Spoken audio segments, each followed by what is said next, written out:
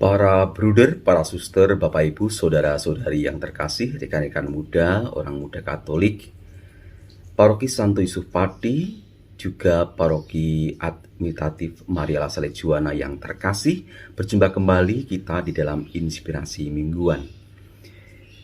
Minggu ini, inspirasi akan kita ambil dari Injil Markus bab 4 ayat 35 sampai 41. Sekali peristiwa waktu hari sudah petang, Yesus berkata kepada murid-muridnya, "Marilah kita bertolak ke seberang." Mereka meninggalkan orang banyak lalu bertolak dan membawa Yesus beserta dengan mereka dalam perahu di mana Yesus telah duduk, dan perahu-perahu lain pun menyertai dia. Lalu mengamuklah topan yang sangat dahsyat, dan ombak menyembur masuk ke dalam perahu sehingga perahu itu mulai penuh dengan air. Pada waktu itu Yesus sedang tidur di buritan di atas sebuah tilam. Maka murid-muridnya membangunkan dia dan berkata kepadanya, "Guru, engkau tidak peduli kalau kita binasa?" Yesus pun bangun, menghardik angin itu dan berkata kepada danau itu, "Diam, tenanglah." Lalu angin itu reda dan danau pun menjadi teduh sekali. Lalu Yesus berkata kepada murid-muridnya, "Mengapa kamu begitu takut? Mengapa kamu tidak percaya?" Mereka menjadi sangat takut dan berkata seorang kepada yang lain, "Siapakah gerangan orang ini sehingga angin dan danau pun taat kepadanya?" Demikianlah Injil Tuhan. Terpujilah Kristus. Para bruder, suster, Bapak Ibu, saudara-saudari, rekan-rekan muda yang terkasih di dalam Kristus.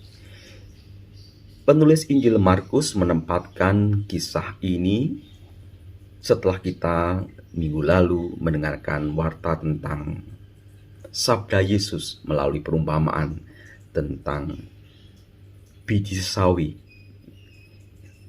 Biji yang kecil tapi kemudian diberi pertumbuhan menjadi pohon yang besar dan menjadi naungan burung-burung dan sebagainya.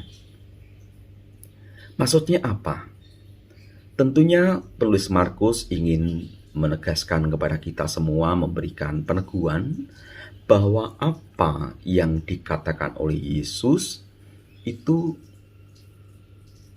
menjadi semakin jelas, menjadi semakin diteguhkan, diperteguh dengan kisah ini. Iman yang seperti dibicarakan atau disampaikan Yesus di dalam perumpamaan minggu lalu, biji sesawi, menjadi nyata, menjadi konkret, menjadi sungguh-sungguh bisa dihayati di dalam kehidupan yang nyata, yang konkret.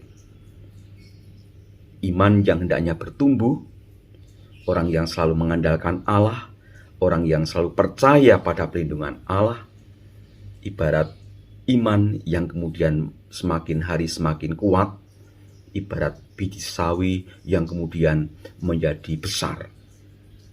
Karena percaya Allah yang memberikan perlindungan, karena percaya Allah yang memberikan pertumbuhan, percaya Allah yang memberikan dan campur tangan di dalam seluruh hidup umat beriman. Sabda itu kemudian menjadi konkret ketika kita mendengarkan kisah ini. Ketika para murid yang berada di perahu, ada topan yang mengamuk.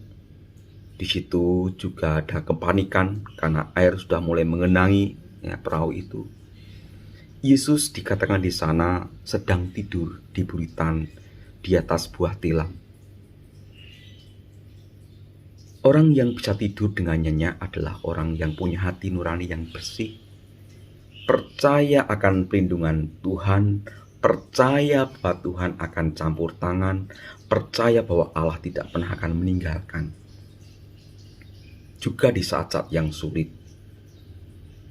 Itulah mengapa sabda dan apa yang dilakukan oleh Yesus itu klop, jumbuh. Bahwa iman kita seperti di dalam biji sawi itu, apa yang disabdakan Yesus juga hendaknya disertai dengan terus-menerus kita menaruh kepercayaan bahwa di dalam Yesus ada kuasa, di dalam Yesus yang mengajar tentang kerajaan Allah itu ada kuasa Allah yang bekerja. Nampak di dalam Injil, kemudian Yesus bangun dan menghardik badai itu, dan kemudian dengan sabda yang penuh wibawa, "Diam, tenanglah." Lalu angin itu reda dan danau pun menjadi teduh sekali. Para suster Buddha, Bapak Ibu dan saudara-saudaraku yang terkasih, warta tentang kerajaan Allah, warta tentang siapa Yesus sudah kita dengar bersama. Sabda yang membuat kita yakin bahwa Yesus adalah utusan Bapa yang mewartakan kerajaan Allah yang sudah hadir dan dekat dengan kita. Hendaknya dibarengi dengan sikap percaya bahwa di dalam Dia, Yesus, itu juga ada kuasa, ada power dari Allah. Sehingga badai kehidupan yang melanda kita pun, kita menjadi pribadi yang tenang seperti Yesus. Di tengah situasi apapun juga, terlebih di tengah pandemi ini, kita berusaha menjadi orang yang percaya seperti halnya Yesus. Kepanikan karena situasi sekarang ini tentu, tapi jangan kemudian kita melupakan bahwa kita punya Allah yang senantiasa menyertai kita, bahwa kita punya Yesus yang memiliki kuasa untuk melindungi kita. Yesus melalui perikop ini mengajarkan kita semua, mari kita semua yang sudah mendengarkan sabda-sabda tentang Yesus, sabda-sabda kebenaran yang muncul dari lisan Tuhan Yesus, tidak cukup hanya kita